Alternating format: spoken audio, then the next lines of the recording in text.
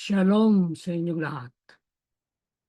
Talikuran na ng mga taong masama ang masasama nilang ugali at baguhin na ang masasama nilang pag-iisip.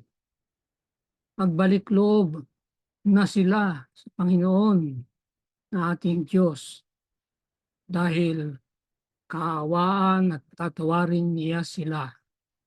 Isaiah 55:7. Welcome po sa Good and Faithful channel dito sa YouTube. Dalangin kong maging pagpapala ito sa iyo tuwing ikaw ay magbubukas at manunood. Ang pangunahing mapapanood mo ay ang pagtatalakay ng lingguhang pag-aaral ng salita ng Diyos. Dating ang araw na madadagdagan ito ng mga serye ng pag-aaral sa iba pang paksa tungkol sa pagiging katiwala ng Diyos.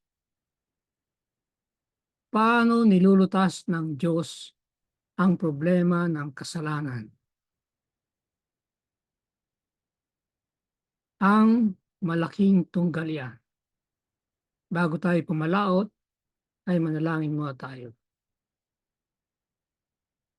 Ipaalam mo sa amin ang iyong mga daan, o Panginoon. Ituro mo sa amin ang iyong mga landas. Akayin mo kami sa iyong katotohanan. Kami iyong turuan.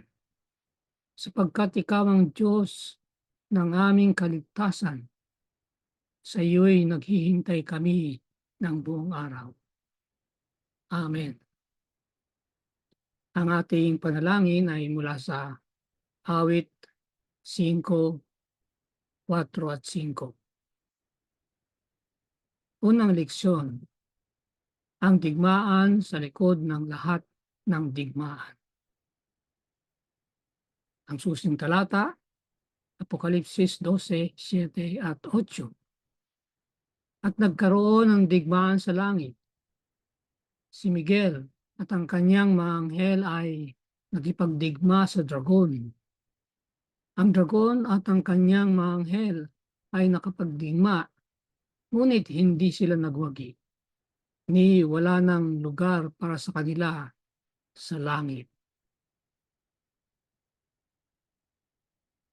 Pinakikitunguhan ng Diyos ang malaking tunggalian sa pamagitan ng mabutit masama, sa gayong paraan na ang kasalanan ay hinding-hindi na muling babangon sa sansinukob. Ang layunin ng Diyos ay upang ipakita sa buong sansinukob na siya ang laging kumikilos sa pinakamabuting kapakanan ng kanyang mga nilalang. Tumitingin sa mundo sa pamagitan ng lente ng pag-ibig ng Diyos sa liwanag ng malaking tunggalian sa pagitan ng mabutit masama. Muling titiyak sa bawat isa sa atin na mangingibabaw ang tama sa mali at gagawin ito magpakailanman. Muli ay tatlong paghahati ng diksyon. Una, nagpasimula ang kasalanan sa langit. Kalawa, kumalat ang kasalanan sa daigdig. Ikatlo, ang tagapamagitan ng tao. Sa unang bahagi ay may dalawang paksa. Digmaan sa langit at nanlinlang si Lucifer. Sa ikalawang bahagi ay dalawa ring paksa. Nasangkot ang planetang daigdig at nakasumpong ng daan ang pag-ibig. At sa huli ang paksa ay ang ating punong pare. Unang pagkakahati, nagpasimula ang kasalanan sa langit at una sa dalawang pagtatalakay, digmaan sa langit. Apokalipsis 12:7 hanggang 9. At nagkaroon ng digmaan sa langit. Si Miguel at ang kanyang mga anghel ay nakipaglaban sa dragon at kanyang mga anghel. At ang dragon ay natalo sa labanan. At siya at ang kanyang mga anghel ay pilit na pinalis mula sa langit. Ang malaking dragon, ang matandang ahas na tinawag na Diablo o Satanas, ang nangdaraya sa buong daigdig, ay itinapon sa lupa kasama ng kanyang mga anghel. Unang pagkakahati, nagpasimula ang kasalanan sa langit.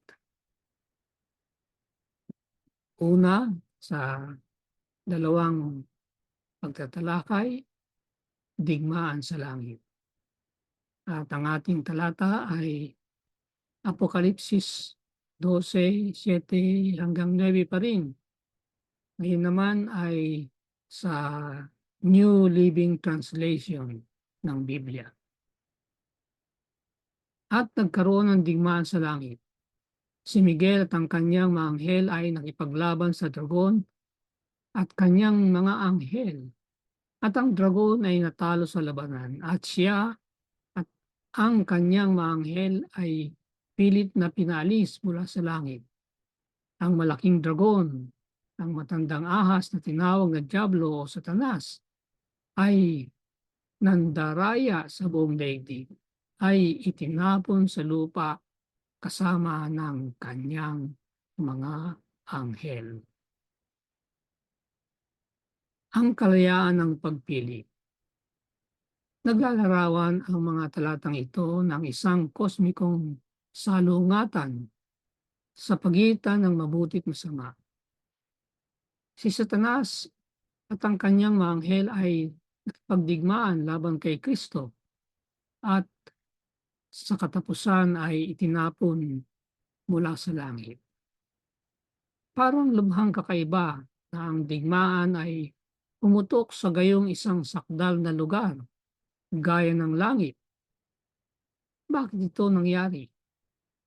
Meron bang kaunting malalang kapintasan sa anghel na ito na umakay sa kanya upang magrebelde? Ang Biblia ay malinaw na nagpaliwanag sa pasimula ng kasamaan.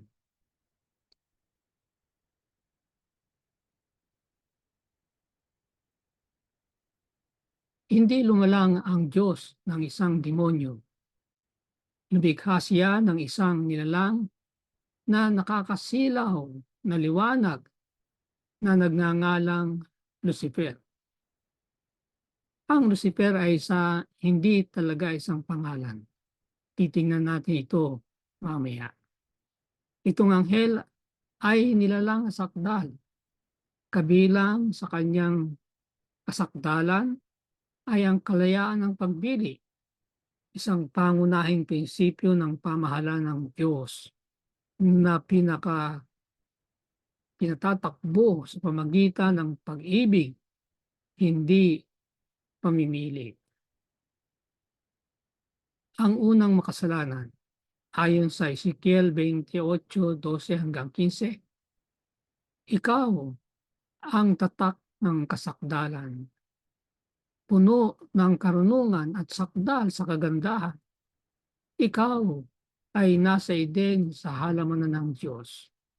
Bawat mahalagang bato ay iyong kasuotan. Inilagay kita na may pinahirang kerubin na nagbabantay. Ikaw ay nasa ibabaw ng banal na bundok ng Diyos. Ikaw ay sakdal sa iyong mga landas mula ng araw na ikaw ay lalangin. Ayon naman sa Isaiah 14:12 hanggang 14.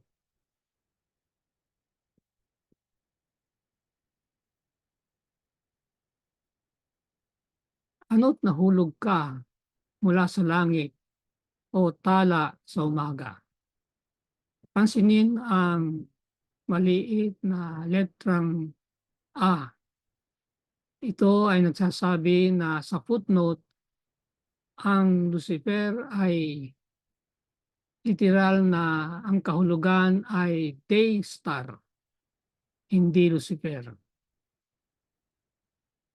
Kaya nga sa salin sa Tagalog, ano't nahulog ka mula sa langit o tala sa umaga, hindi Lucifer. Anak ng umaga, paanong ikaw ay lumagpak sa lupa? Ikaw na siyang nagpabagsak sa mga bansa. Sinabi mo sa iyong puso, ako'y aakyat sa langit, sa taas ng mabituin ng Diyos. Aking itatatag ang aking trono sa itaas. Ako'y uupo sa bundok ng pinagtitipunan. Ako'y aakyat sa itaas ng mga kaitaasan ng mga ulap. Gagawin ko ang aking sarili na gaya sa kataas-taasan. Bakit hindi pangalan ang Lucifer? Bumabanggit ang Biblia ng dalawang anghel, si Miguel at si Gabriel, Michael and Gabriel. Pansinin niyo na parehong El ang dulo. El o God, Diyos.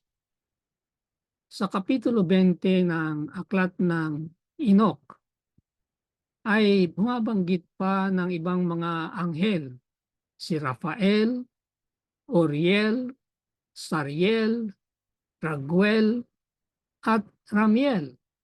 Pansinin din na ang lahat ng dulo ng mga pangalan nila ay El, katulad ng Miguel at Gabriel. Kaya nga, ang Lucifer ay hindi pangalan ng isang anghel. Wala kasing El sa dulo nito. Ang orihinal na salita sa Hebreo ay Helel ben Shahar, na isinasaling shining one o son of dawn. Nang isalin ito sa Latin Vulgate ay ginamit ang Lucifer, kombinasyon ng lux, na ibig sabihin liwanag, at fere, pagdala. Kaya light bearer, tagadala ng liwanag, bearer of light. Yun ang ibig sabihin ng Lucifer. At sa Latin Vulgate ay maliit na L, hindi capital L. Kaya nga hindi pangalan. Nang isali ng King James Version ang Latin sa Ingles ay naging capital letter L. Walang Lucifer sa lahat ng Tagalog na translation. At ang mga modern translation gaya ng New International Version, New American Standard Bible, New Living Translation, New Revised Standard Version, ay hindi ginagamit ang salitang Lucifer. Ang karaniwang gamit sa Ingles ay day star. Ginagamit sa ating leksyon ang Lucifer para lamang mas madaling maunawaan ang tinutukoy sapagkat yun na ang nakatatak sa isip ng mga tao. Bagamat, ulitin ko, hindi talaga pangalan ang salitang Lucifer. Ang kasalanan ay nagmula kay Lucifer sa langit mismo. Ang pagmamataas ni Satanas ay nahinog sa hayagang rebelyon. Inakusahan niya ang Diyos sa pagiging di makatarungan at di patas. Nahawaan niya ang mga anghel ng kanyang mga pagdududa at akusasyon. Si Lucifer, isang nilikha, ay nagnasa ng pagsambang para lamang sa manlalala. Nagtangka siyang kamkamin ang trono ng Diyos sa pamamagitan ng pag-alinlangan sa awtoridad ng Diyos. Ang kanyang rebelyon ay nauwi sa hayagang pakikipagdigma sa langit. Bagamat matagal na pinagtiyagaan ng Diyos si Lucifer, hindi niya mapapayagan na pahintulutan siya na sirain ang langit sa kanyang rebelyon. Ang sabi sa Great Controversy, pahina 494 at 495, ang konsilyo sa langit ay nakiusap kay Lucifer. Iniharap ng anak ng Diyos sa kanya ang kadakilaan, ang kabutihan, at ang katarungan ng manlalalang, at ang banal na di nagbabagong likas ng kanyang kautusan. Ang Diyos mismo ang nagtatag ng kaayusan ng langit, at sa pag-alis dito, siniraang puri ni Lucifer ang kanyang manlalalang at nagdala ng kasiraan sa kanyang sarili. Subalit ang babala na ibigay sa walang katapusang pag-ibig at awa ay nagbangon lamang ng isang espiritu ng paglaban. Pangalawang pagtatalakay, nanlinlang si Lucifer. Apokalipsis 12:4. Nanaig si Kristo, kinaladkad ng kanyang buntot ang ikatlong bahagi ng mga bituin sa langit at inihagis ang mga ito sa lupa, at tumayo ang dragon sa harapan ng babae at namalapit ng mga anak upang lamunin ang anak ng babae pagkapanganak niya. Ang likas ng digmaan. Walang lohika na paliwanag para sa kung bakit si Lucifer, itong sakdal na anghel na ay pinahintulutan ang pagmamataas at panibugho upang makaugat sa kanyang puso at lumago sa rebelyon laban sa kanyang manlalalang. Basta't sinasabi lang ng Biblia na sa kanya nagmula ang kasalanan, ngunit saan nanggaling ang kasalanan? Siya ay isang sakdal nilalang. Hindi pinapaliwanag yan ng banal na kasulatan. Ang pagmamataas ni Satanas ay nahinog sa hayagang rebelyon. Inakusahan niya ang Diyos ng pagiging di makatarungan at di patas. Hinawa niya ang mga anghel ng kanyang mga pagdududa at akusasyon. Nang pumutok ang digmaan sa langit, ang mga anghel ay kailangang magpasya. Susundin ba nila si Jesus o si Lucifer? Ano ang likas nitong digmaan sa langit? Ito ba'y pisikal na digmaan o isang digmaan ng mga ideya o pareho? Ang tunggalian ay sapat na pisikal na si Satanas at ang kanyang mga anghel ay sa wakas ay itinapon at wala nang lugar para sa kanila sa langit. Apokalipsis 12:8 at 9. Ang pagpili ng mga anghel. Bawat anghel ay kinakailangang magpasya para o laban kay Kristo. Sino ang kanilang susundin? Kaninong tinig ang kanilang pakikinggan? Ang matatapat na anghel ay piniling maging masunurin sa maibiging mga utos ni Kristo.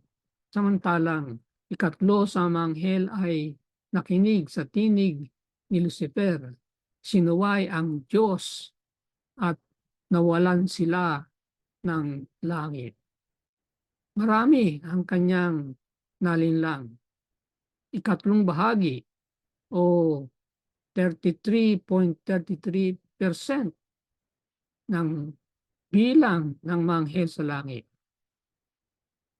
Tayo rin, dito sa kritikal na panahon ng kasaysayan ng mundo, ay tinatawagan upang magpasya para o laban kay Kristo. Tayo rin ay magpapahayag kung kaninong panig tayo naroroon, kay Kristo o kay Satanas. Mga moral na pagpili. At narito ang mga halimbawa sa Biblia ng panawagan ng pagpili. Henesis 2:16-17, malaya kang makakain mula sa lahat ng punong kahoy sa halaman. Subalit, mula sa punong kahoy ng pagkakilala ng mabuti at masama ay huwag kang kakain, sapagkat sa araw na ikaw ay kumain niyon ay tiyak na mamamatay ka. So, dalawa ang pagpipilian, kakain o hindi. Karaniwan, ganyan ang mga halimbawa ng pagpili, sama, mabuti. Ang susunod ay Exodo 32:26. Tumayo si Moises sa pintuan ng kampo at nagsabi, "Sino ang nasa panig ng Panginoon? Lumapit kay sa akin." At lahat ng mga anak ni Levi ay nagtipon sa kanya. Dahil ito naman ang isang pagpipilian, isang tiyak na aksyon. Sino ang papanig sa Panginoon? Lumapit. Yung hindi papanig, hindi lalapit. Pagpili pa rin yan. Josue 24:15. Piliin ninyo sa araw nito kung sino ang inyong paglilingkuran. Ngunit sa ganang akin at sa aking sambahayan, kami ay maglilingkod sa Panginoon. Pinapipili sila. Ang sabi ni Josue, ngayon, kung ayaw ninyong paglingkuran ang Panginoon, ay piliin ninyo sa araw na ito kung sino ang inyong paglilingkuran, kung ang mga Diyos na pinaglilingkuran ng inyong mga ninuno sa kabila ng ilog, o ang mga Diyos ng mga Amoreo na ang lupain nila ay inyong tinitirhan. Ang pagpipilihan nila ay dalawang masama, dalawang Diyos-Diyosan. Alinman sa pagpipili nila ay hindi pwede. Bakit? Kasi ayaw nilang maglingkod sa Panginoon. Parang siya sabi na ni Josue, na kung ayaw niyong paglingkuran ng Panginoon, pumili kayo sa dalawang Diyos-Diyusan, alin ang mas masama o mas mabuti sa dalawa. Ganyan. Pero pagpipili pa rin yan.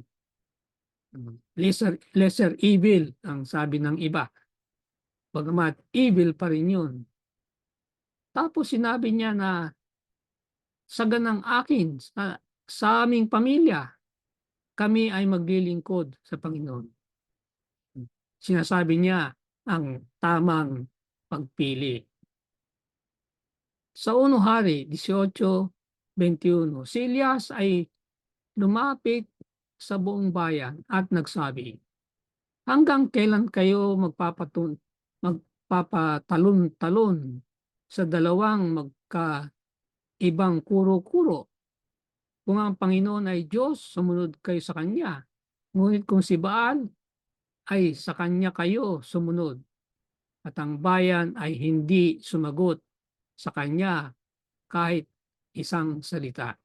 Narito naman ang halimbawa ng napakalinaw na pagsunod sa Diyos o hindi, at ang tao ay hindi makapili, hindi makapagsabi kahit na malinaw ang dapat na piliin. Ang huli, Apokalipsis 22:17. Ang espiritu at ang babaeng ikakasal nagsabi, halika. At ang nakikinig ay nagsabi, halika. At ang nauuhaw ay pumarito. Ang may ibig ay kumuha ng tubig ng buhay na walang bayad. Malinaw na ang lahat ay pinagkalooban ng kalayaan ng pagpili. Pinipili natin ang hahantungan ng ating buhay.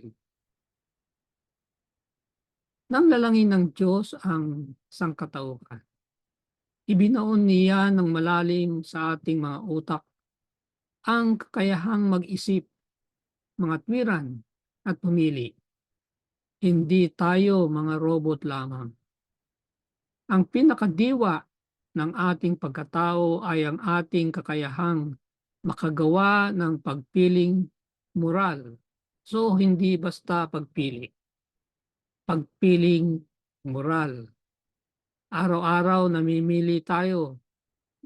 Ngunit ang pinag-uusapang pagpili rito ay pagpiling moral. Tayo'y nilalang sa larawan ng Diyos. Naiiba mula sa pagkalalang ng mga hayop sa ating kakayahang makagawa ng mga moral na pagpili at mamuhay sa pamagitan ng mga walang hanggang espiritual na prinsipyo. Yan ang kaibahan natin sa mga hayop. Ang mga hayop ay walang pagpiling moral. Ano bang ibig sabihin kasi ng pagpiling moral? Ang pagpiling moral ay pagpili sa masama o sa mabuti. Ang mga hayop ay walang ganyan. Namimili sila, bakit hindi? Pero ang pamili nila ay by instinct. Yun. Hindi sa gamit ng pag-iisip, pangatwiran na ibinigay na kapangyarihan sa atin ng Diyos. Pagkatapos ng rebelyon ni Lucifer sa langit at pagkatapos ng pagkakasala, tinawagan ng Diyos ang kanyang bayan upang kanyang pag-ibig at maging masunurin sa kanyang mga utos sa pamagitan ng pagpiling, paglingkuran siya. Ang pagtutuon ng pagpili ay para paglingkuran ang Diyos. Ikalawang pagkakahati, kumalat ang kasalanan sa daigdig at ang una sa dalawang pagtatalakay nasangkot ang planetang daigdig. Genesis 3:1-3. Ang ahas nga ay higit na tuso kaysa alinman sa mga mailap na hayop na nilikha ng Panginoong Diyos. Sinabi niya sa babae, sinabi ba ng Diyos, huwag ninyong kakanin ang mula sa alinmang punong kahoy sa mga halamanan? Pansinin niyo ang sinabi niya. Ang pinagbabawal ay isa lamang.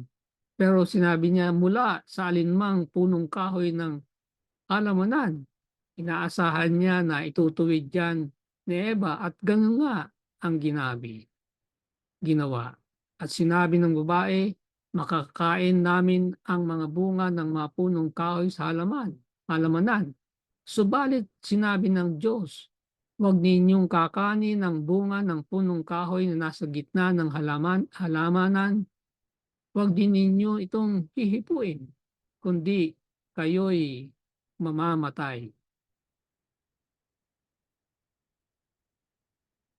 Kaparehong kalayaan ng pagpili. Nang likhain ng Diyos ang lupa, nilikha niya itong sakdal, walang kasalanan kahit saan. Ayon sa Heneses 1:31, nakita ng Diyos ang lahat ng kanyang nilikha at ito ay napakabuti. Ibinigay ng Diyos kina Adan at Eva ang katulad na kalayaan ng pagpili na ibinigay niya kay Lucifer.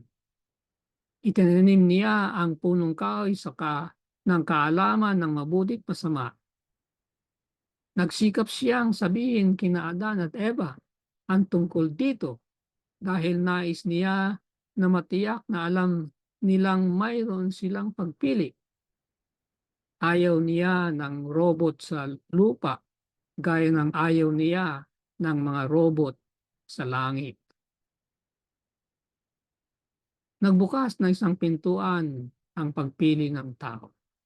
Samantalang nagtatagal si Eva roon, sinabi ni Satanas sa kanya, "Tiyak na hindi kayo mamatay, sapagkat naalaman ng Diyos na kapag kayo'y kumain noon ay mabubuksan ang inyong mga mata at kayo'y magiging kagaya ng Diyos na nakakilala ng mabuti at masama."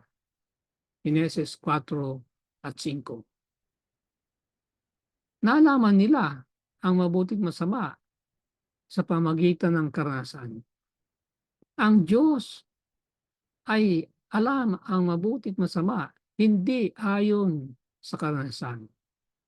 Sapagkat nalaman nila ang mabuti at masama sa pamagitan ng karanasan, ang masama ay naging kanila. Naranasan nila ng masama. Yun ang malaking problema. Nadaya sila na malalaman ninyo, magkakaroon kayo ng kaalaman parang Diyos ng mabuti at masama. Nagkatotoo yun, kaya lang nalaman nila sa pamagitan ng paggawa ng kasalanan. Yun ang pasimula ng kanilang malaking problema. Nang sina Eva at Adan ay ginawa ang pagpiling yun, binuksan nila ang pintuan sa kasalanan, ang pintuan sa pagdurusa, dalamhati, karamdaman, at kamatayan. Isang pintuang nais ng Diyos na panatilihing sarado magpakailanman. Rebelyon sa Diyos. Ang kasalanan ay rebelyon laban sa Diyos. Inihiwalay tayo sa Diyos ng kasalanan. Dahil ang Diyos ang pinagmumulan ng buhay, ang paghihiwalay mula sa Diyos ay mauwi sa kamatayan. Hindi nadadaloy ang buhay na mula sa Diyos patungo sa tao, kaya mamatay siya. Yan ang bunga ng kasalanan. Mauwi rin ito sa pag-alala, pagkabalisa, karamdaman, at sakit. Ang pagdurusa sa ating daigdig ay, sa wakas, ang bunga ng pamumuhay sa isang planetang sinira ng kasalanan. Nangangahulugang ito na bawat isa sa atin ay apektado sa pamagitan ng pamumuhay sa planetang ito.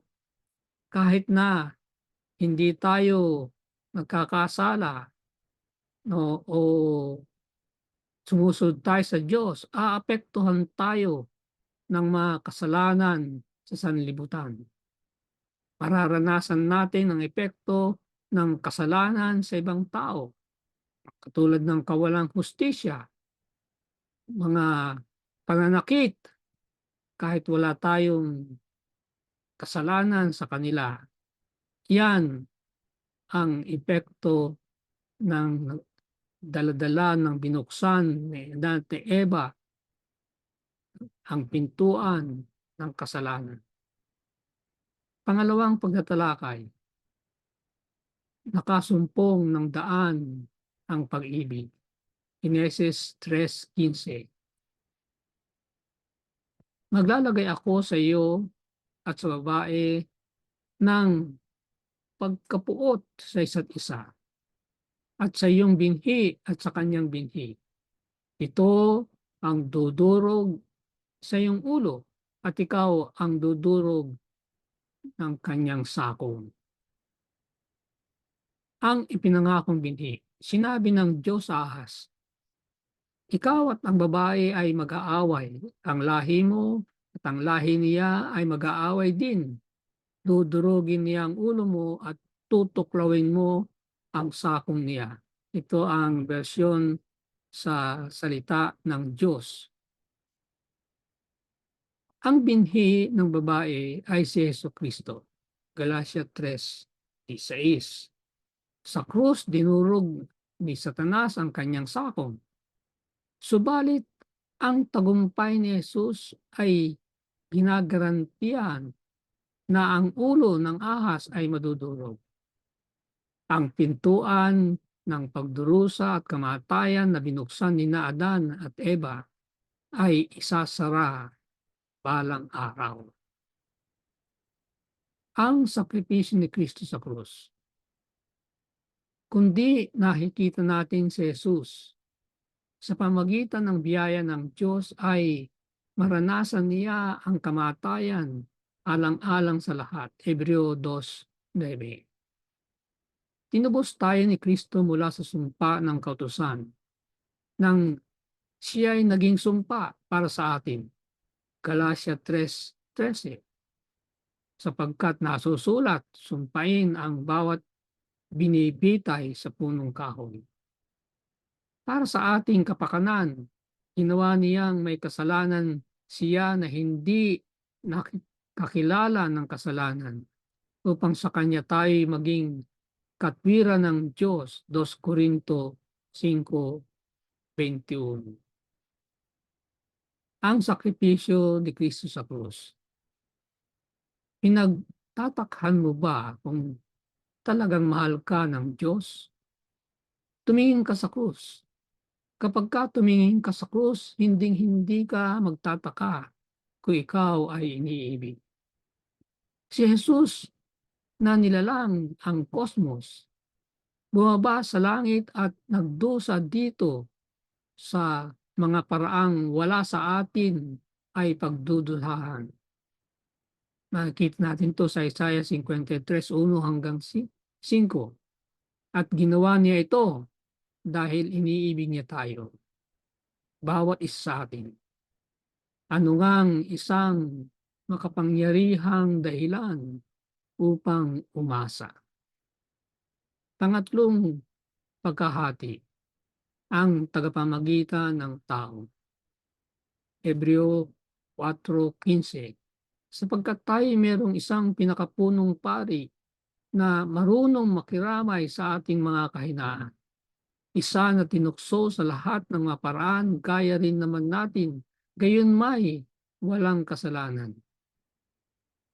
May napapansin ba kayo sa suotan ni Kristo bilang pari sa ating ilustrasyon? Tama ba ang suot niya? Para kaninong punong pari ang nagsusuot nito? Hindi ba mga pari ayon sa pagkapari ni Aaron? Nakita nyo, meron siyang breastplate, may mga 12 bato. Yan ang dinisenyo ng Diyos para sa punong pari, kay Aaron at lahat ng mga punong paring susunod sa kanya. Ang pagkapari ba ni Jesus ay ayon sa pagkapari ni Aaron? Hindi. Kanino siya? Kanino sumusunod ang pagkapari ni Jesus? Kay Melchizedek, hindi kay Aaron.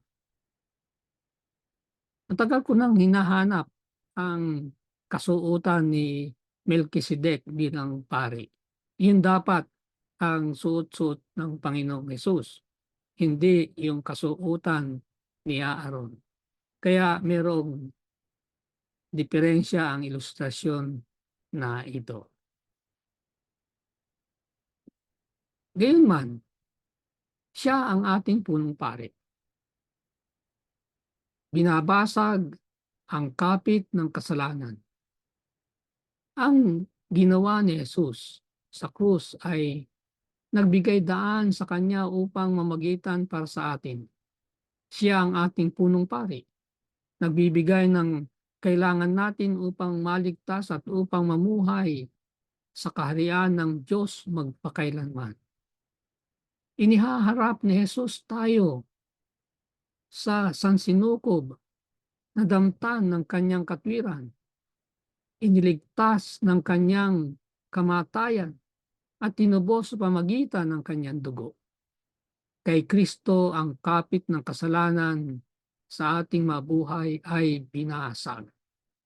Tayo'y malaya. Ang nanabik na pagnanasa. Ama, nais kong ang mga ibinigay mo sa akin ay makasama ko kung saan ako naroon. 1:17-24. Ang kanyang nais ay upang iligtas tayo. Meron ka bang natatanging pangangailangan sa buhay mo? Sabihin ito kay Jesus. Kung saan may kalungkutan, nagdadala siya ng aliw. Kung saan may takot, nagdadala siya ng kapayapaan. Kung saan may sala, nagdadala siya ng kapatawaran. Kung saan may kahinaan, nagdadala siya ng kalakasan. Mga huling salita. The Great Controversy, pahina 501.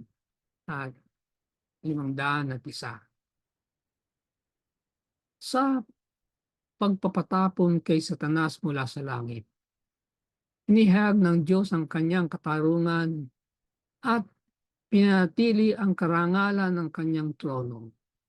Subalit nang ang tao ay nagkasala, ibinigay ng Diyos ang katunayan ng kanyang pag-ibig sa pamagitan ng pagsuko ng kanyang bugtong na anak upang mamatay para sa nagkasalang lahi. Sa pantubos, ang karakter ng Diyos ay naihayag. Ang makapangyarihang pangangatwiran ng krus ay nagpapakita na ang takbo ng kasalanan ay sa anumang paraan ay hindi maisisingil sa pamahalaan ng Diyos. Dalangin ko para sa iyo. Sa ngalan ng ating Panginoong Hesus, dalangin ko na naway ang nais ng iyong puso ay ipagkaloob niya sa iyo at tuparin ang lahat ng mga panukala mo. Ganapin nawa ng Panginoon ang kahilingan mong lahat. Amen. Sumayin niyo ang Good and Faithful channel dito sa YouTube. Ako'y patuloy nagpapasalamat sa mga taong tumutulong upang mangyari ito at makarating ito sa kaalaman ng marami pa. Pagpalain nawa sila ng Diyos. Malaki ang iyong magiging bahagi sa ministeryong ito kung ikaw ay magsusubscribe kung hindi pa. At kung naging pagpapala ito sa iyo ay mag-share at mag-like. I-click na rin ang notification bell upang kaagad ay malalaman mo kapag may bagong video. Ang PowerPoint presentation ay may da-download mo rin mula sa aking Facebook account. Maraming salamat. Magkita tayo sa susunod na linggo.